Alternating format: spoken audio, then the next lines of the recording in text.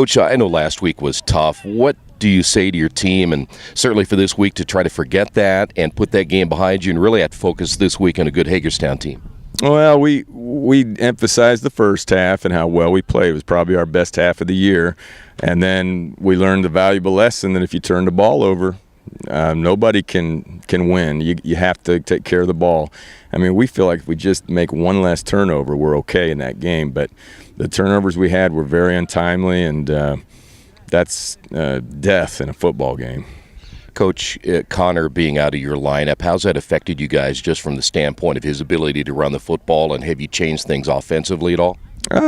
I would say, I mean, you can't say it hasn't affected you. I mean, he's an awesome weapon, and we missed that big play capability. He could pretty much take it to the house on any given play. But, yeah, I mean, we've had to kind of reevaluate what we can do without him, and we've kind of, I think, become a little more of a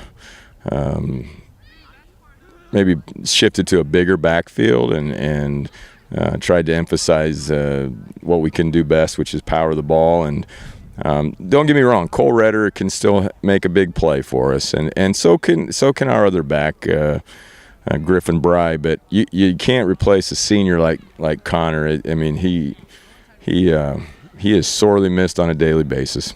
Well, and you proved, though, that you could do it. You mentioned the way you played in the first half last week. Yeah, and that was a good team we played. We let one get away from us, but we proved against Winchester and against them in the first half that we can still compete and hang with anybody, I think. All right, talk about this week, your preparations for a football team that you'll play up there that's playing really well right now. Yep. It may turn out to be one of those games you look back on and say that's where the the conference was won or lost, and it's hard to put that much emphasis on one game to a teenager because we don't want them too high or to feel like if they don't get it done that their season is over. But the facts speak for themselves that the winner of this game the last few years has gone on to do good things, and so we do feel like this is the championship game this week, and next week will be the next championship game. Yeah, and Coach, they had such a balanced attack last week. It appears that Owen is starting to throw the football pretty well, and certainly they can run the football as well. Yeah, I remember 2 years ago we said that this kid's good.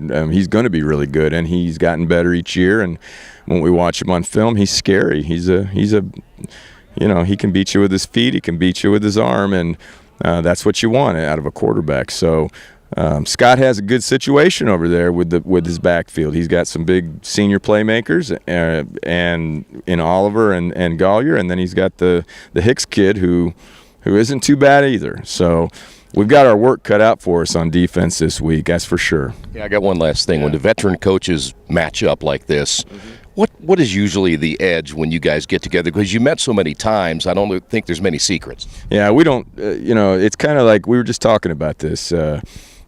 They haven't changed what they do over the years, and we haven't changed much what we do. We know each other inside and out. We don't see each other in the summer like we do with other teams in the area, but it's a chess match, and we're spending a lot of time just trying to find a little edge. Do we have an edge here? Can we do this? Can we do that? And you want to try and find those little edges, but at the same time, I don't want to overdo it. I mean, we do what we do good. Let's concentrate on that a little bit too.